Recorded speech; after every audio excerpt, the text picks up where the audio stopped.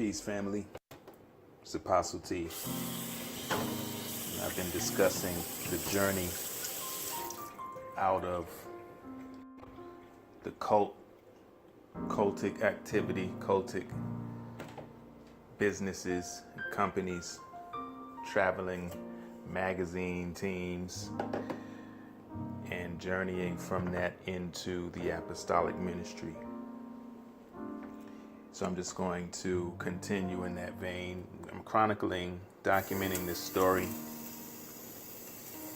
And a lot of times preachers who are serious about helping other people may not always spend the time necessary to talk about their journey to help people along the way, so that they may be built up in understanding what it is that they have been brought into, or what has been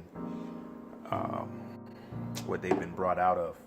So it's important to go into your story every now and then. I'm not one of those teachers that like to just spend a whole lot of time talking about what I did and who I am. I'll go straight into the word and it's just reveal truth. But every now and then it's important. It's important to do that. But can you imagine someone who has been surrounded, a young teenager now? Can you imagine someone being surrounded with females, surrounded with drugs, surrounded with by people with access to all kind of things? How many demons could be around them, in them, lurking, that they would need to get deliverance from once they come out of that? Could you imagine how many spirits could be plaguing somebody's mind?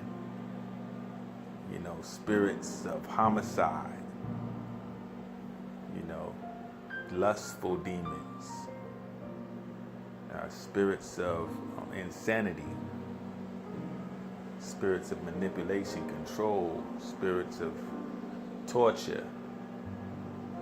How many different spirits, because not only are they open, and not only were we open to the spirit realm because of what we were doing, but we were invoking. A lot of black folks wasn't listening to no devil music.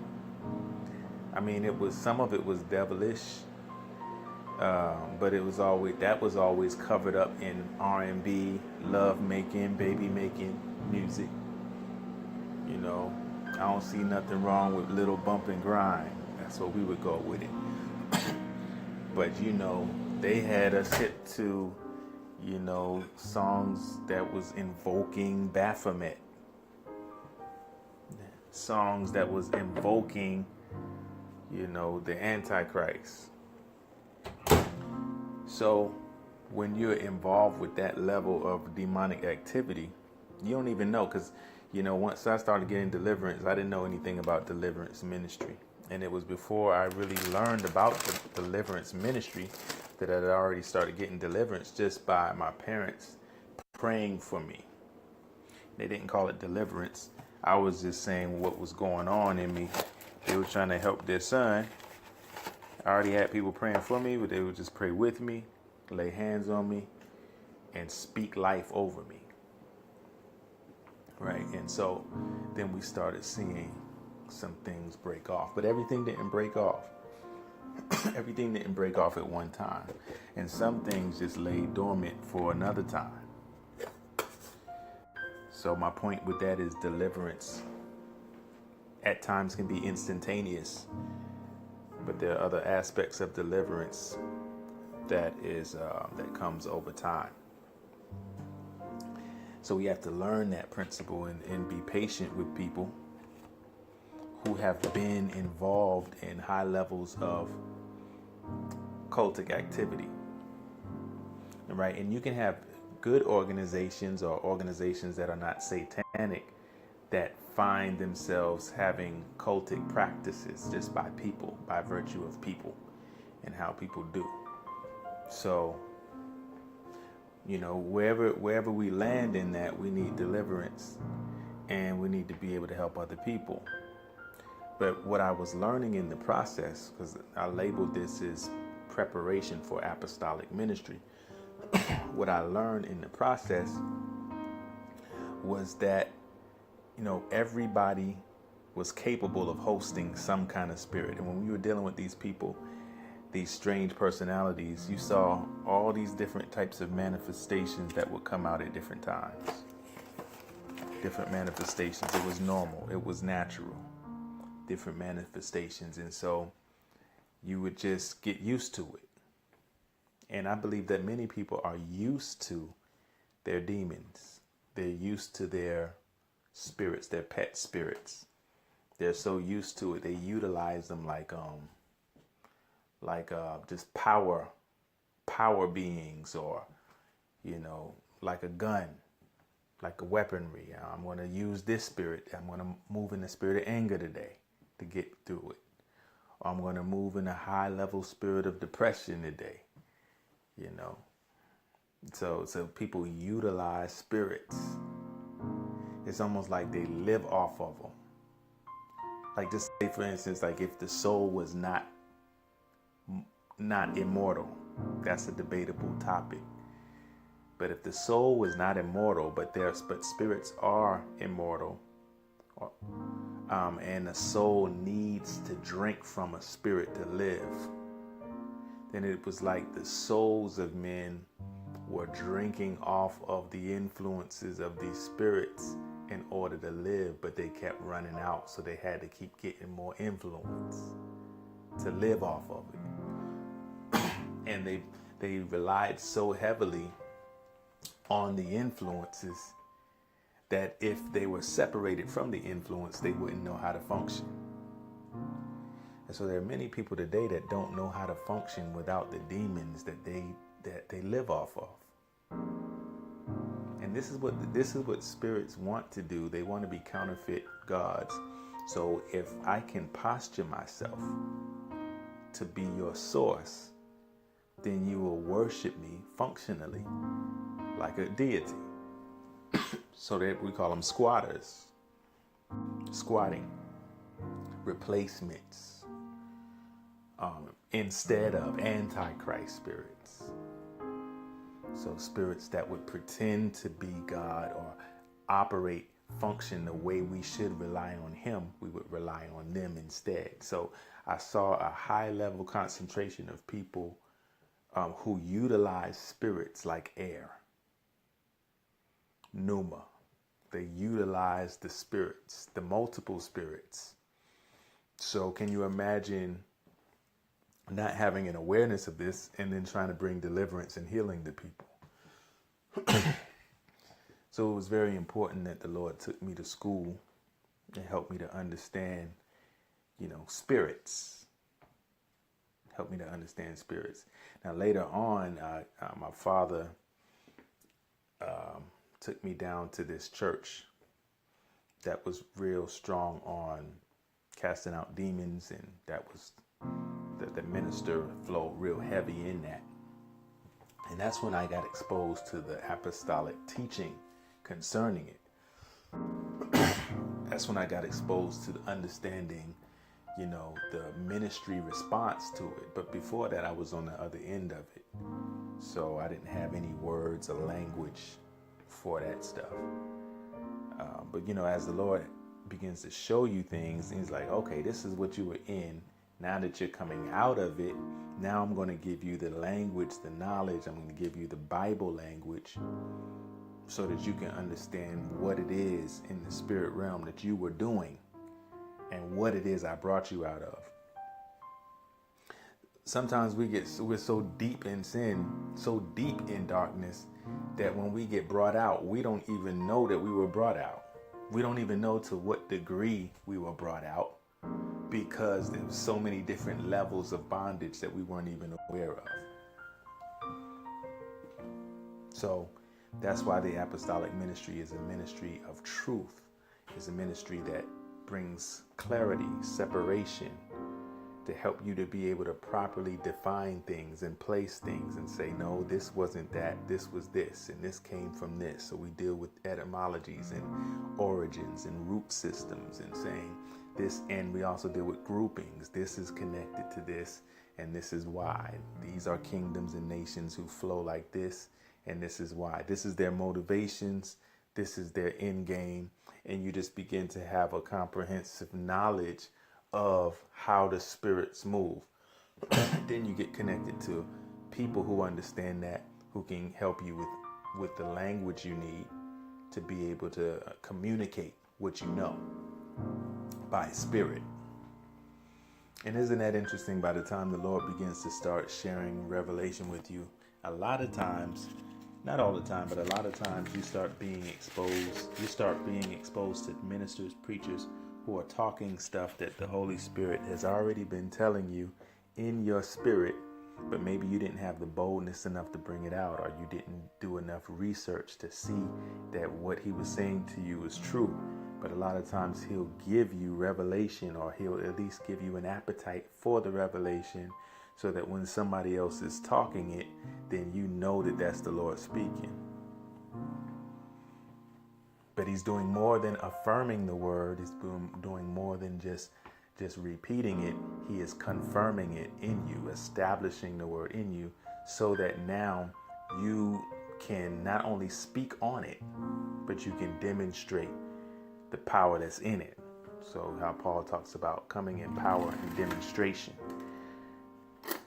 So the Lord will use your history of bondage, and he will use that to bring you into a level of commanding the spirit realm in victory and liberty. And for apostolic ministry, one of the highest manifestations of that is truth and love. Your love for the people and your love for the Lord, it compels you to want to bring people out of bondage, to want to bring them out of the nations, the demonic nations that they're submitted to.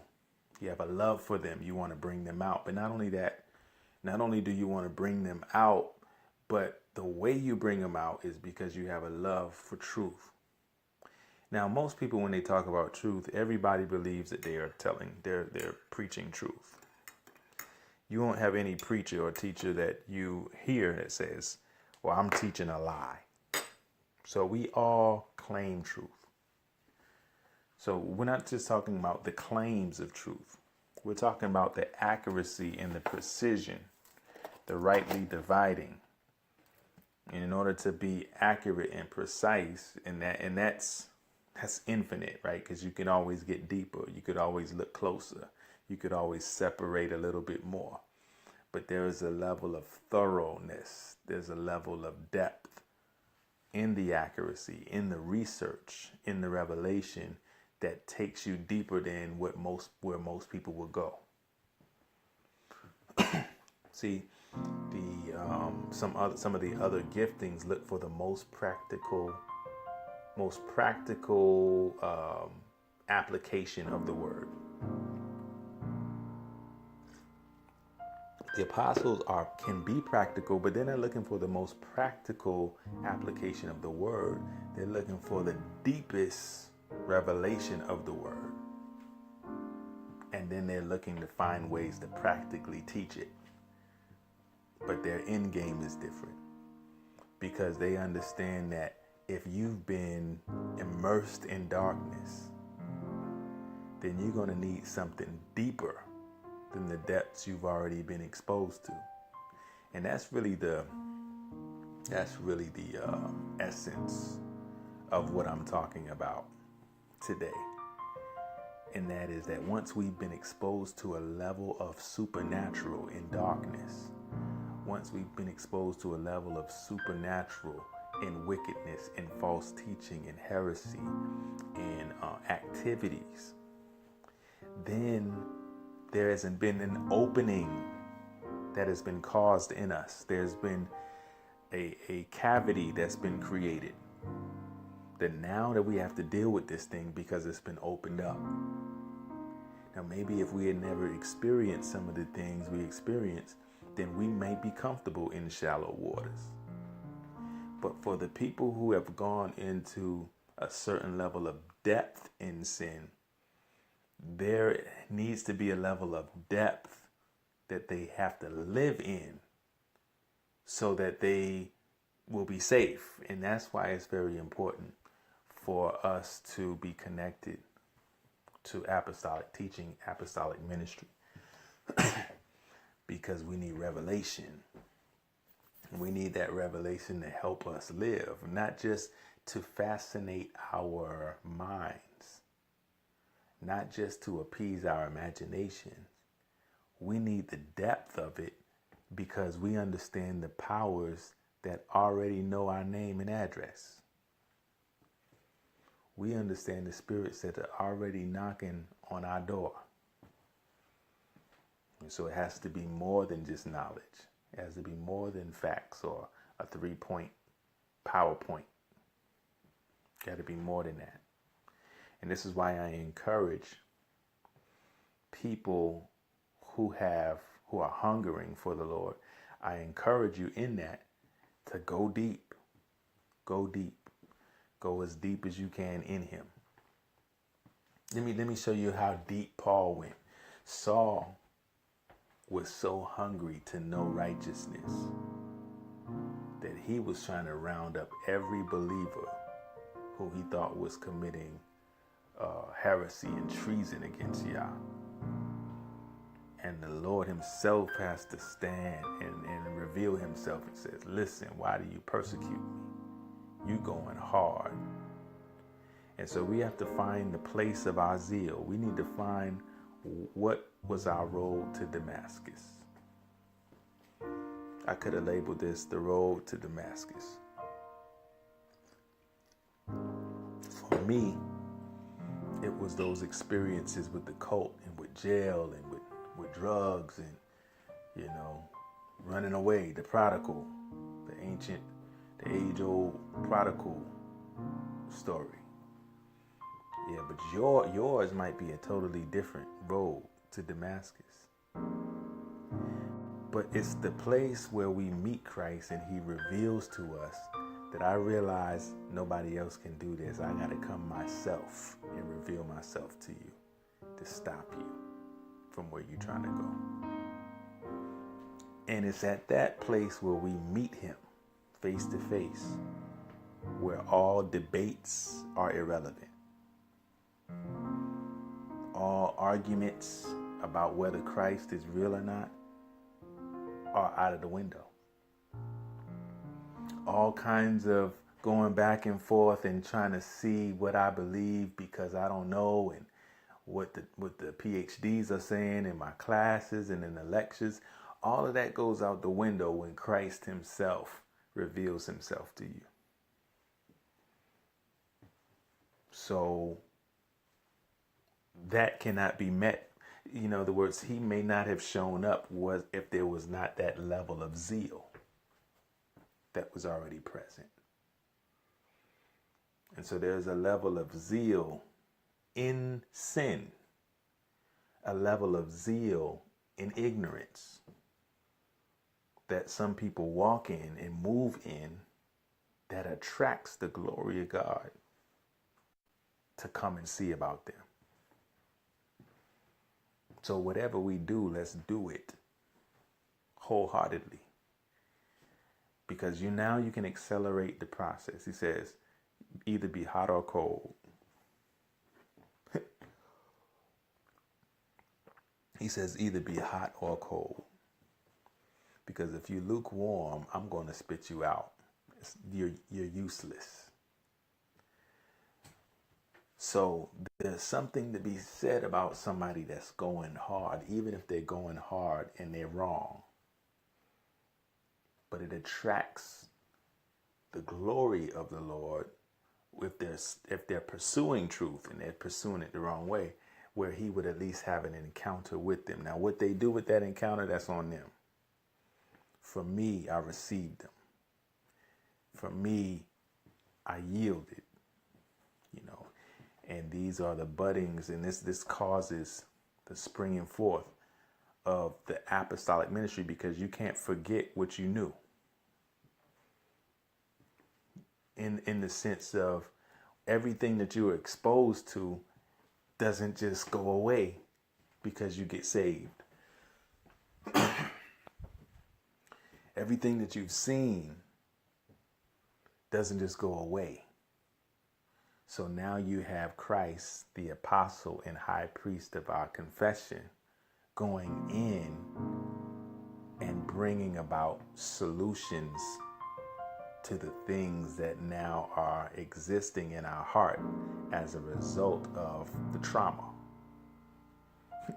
As a result, dealing with the self-abuse, dealing with self-trauma, self-inflicted wounds. Now, the mender of broken hearts has to come in and make sense of all of this. Now he has to come in and heal this, reconcile this. So now he has to come in and give you glory and powers to strengthen and reinforce your walls, to make sure that he is the only strong man inside of you, and to set up cherubim guardians to watch over you and to guard you, because now you belong to him. See, this is apostleship now, because now we're talking about securing his property and reclaiming that which belongs to him, and that being reinforced, especially where there were breaches. So wherever there is a breach, you had added reinforcement. Have you ever checked if you ever cut yourself, hurt yourself, wounded yourself badly, and you begin to start getting healed? That scar has extra tissue, more tissue than you had before. Reinforcements. So as to say, you never coming through here again. Doubling up on you, right? So extra skin.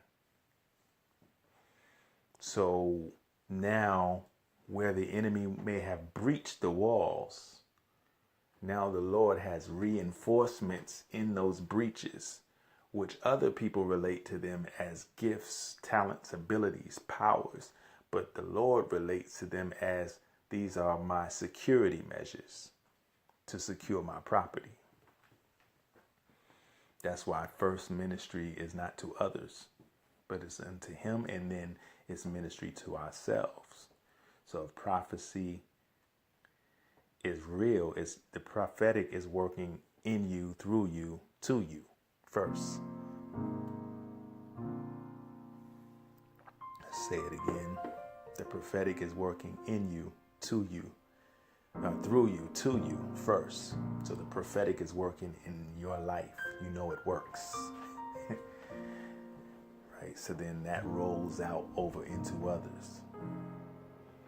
The reinforcements are working for your own security, so you can trust that they can be launched out and released on the behalf of others. You know, the angels are hearkening unto the word of the Lord that you speak for you, for your household.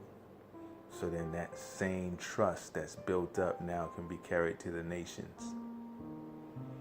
So these are the things that we look at when we talk about the things that undergird our ministry. Or, you know, before we were formed in the womb, he was already preparing a way.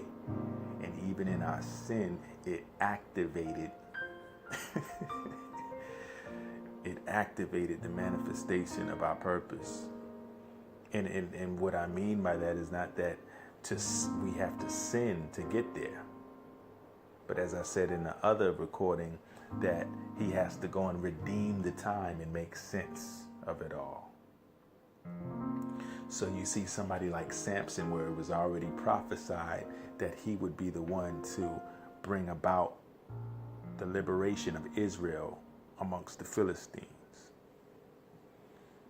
But he had some issues in his flesh, right?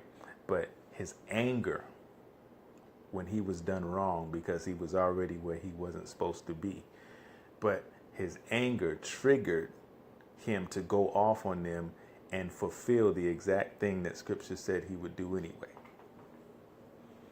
That's an example of redeeming. The Lord is still extracting and finding usefulness, even in our frailty. He's still getting, this is a conversation about his sovereignty, because he's still getting his will done. You're going to be a willing participant, or you're going to be a hard-headed participant. Either way, my will is going to get done. So this is the Lord's sovereignty. And I'm telling this story about me and weaving it with Scripture, but also really speaking to you about you whenever you hear this, whenever you have an opportunity to listen to this. And that is that he's doing the same thing in your life. He's finding, where were their idols? Where were the idols in your life? Were they handcrafted? Were they imagined? Were they people? Wherever there were idols that he had to smash, that created holes in your soul, because those idols filled in spaces and gaps. They were plugging in pockets. They were plugging in breaches and cracks. So then when he comes and demolishes these idols, now he has to fill that place back up. So we understand why some of us need more. We really do need more because we've been exposed to more. And because we've been exposed to more, to whom much is given, much is required, salvation and mercy and grace is made available to us all, but all of us did not have to use up the same amount of mercy. We all needed mercy. We all needed grace. But we all don't have the same measure of grace. This is why when what the Lord said about Paul is, I'm going to show all the things that he will suffer for my name's sake. And that's very key when you look at that, because he was the one who was causing the saints to suffer. So wasn't a penalty. This wasn't a penalty against him. But this was that now my grace is sufficient. My grace will enable you to endure, because you already have been in the depths of this thing on the other side. So the grace that it took to save you, the measure of grace that it took to translate you, to transform you, the measure of grace that it took, now you are a steward of that grace. And so now you are a steward of a whole lot. And now you need to be a good administrator, a good steward, a prince over the grace that I gave you to keep up with. And that is your loyalty or your response to my salvation. So it's not a penalty, but it is your tributary to me. Oh my goodness. It's your tributary to steward over the grace that I utilize to save you. Now that's why you will suffer much, but you will be able to endure, because my grace is sufficient. That's why you are able to publish all these writings and be content in all situations, because you understand that I saved you from the depths. Paul was like, I'm the least of the apostles. I'm the least of them. But this grace that was given to me.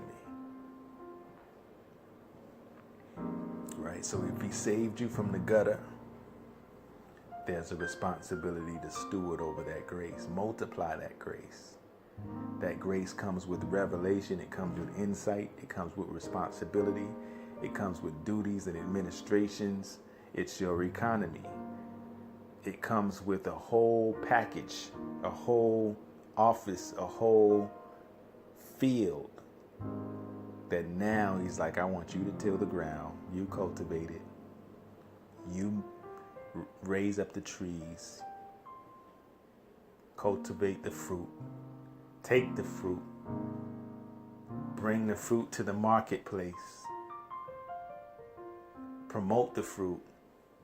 Exchange. Do business with the fruit. I want you to become associated with the fruit of your garden that was cultivated because I placed you there. And I placed you there because I redeemed you. And so once I redeem you, I got to put you somewhere. So I gave you a territory of dominion. Let me go. Grace and peace.